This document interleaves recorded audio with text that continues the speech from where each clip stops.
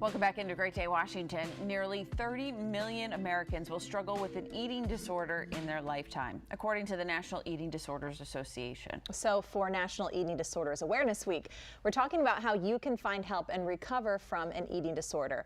We're speaking about this with the executive director of a local nonprofit, Rock Recovery, Christie Dondero Bettwy. Thank you so much for being here. Thanks for having me. It's a joy to be here. You got the purple memo too. I know, which is actually the color for Eating Disorder Awareness Week. Are you kidding? So kind of meant to be. It was meant to be. We didn't even coordinate. Wow.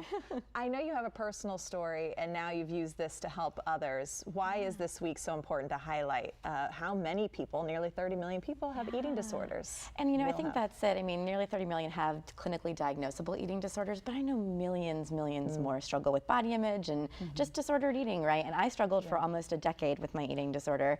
I've now been recovered for almost 15 years, which is the older I get, the more the numbers change, but it's been great. But I mean, I think I didn't realize when I was struggling that I even had an eating disorder. And I think that's common for a lot of us. Diet culture is so pervasive. A lot of us have these kind of struggles with food or our bodies and don't feel at peace in them. And it's so normal that people don't often realize, wait, there's something better for me. There's greater health. There's more freedom to be had.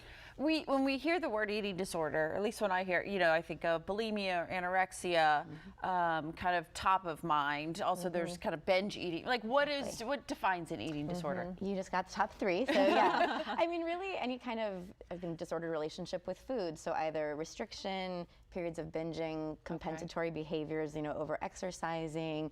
And a lot of restriction really is what can cause these cycles of binging and the unhealthy sort of stuff we get stuck in, where you feel like, oh, what's wrong with me? Why don't I have willpower? You know, the world tells us we should be on these diets and do these things. And so often our bodies just need more fuel. So there's a lot going on with kind of restriction and feeling out of control around food, but really sort of not listening to our body's natural cues, not eating when we're hungry, and really caring for ourselves well are some of the things to look out for. It's interesting you say you might even have it and not know it or not have sought help. I mean, for me, it was after a severe diet to get ready for Miss Ohio. Then after would probably be the period where I'd say, yeah, maybe I had an eating disorder, but I never went to get help. You know, you slowly over years figure it out. What would you say for someone who's like, I might have it, I don't know, but should I get help? What should they do?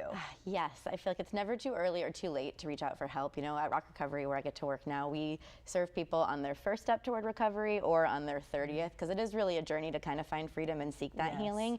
But any amount of food obsession or, you know, body image insecurity or different struggles is worth getting help for. You know, if it's taking away from your quality of life, your relationships. I know for me, it felt like this cloud that was over everything I did. You know, it was my first thought when I woke up, last thought when I went to bed, right? And so that really takes a lot of energy and takes a lot of our joy. So I think it's always worth reaching out for help, calling a therapist, calling us Rock Recovery, getting involved with, you're telling a friend even, you know, just breaking the isolation is a huge first step in sort of moving forward in the path. How do we help a loved one that we think might be struggling or has asked us for help? Yeah, and that can be really tricky because there's a lot of ambivalence about wanting to get well for someone who might be struggling. You know, it can feel like sort of the security blanket that keeps someone safe when they have control over very few things in life. Food is often one of those things that we feel like we can control.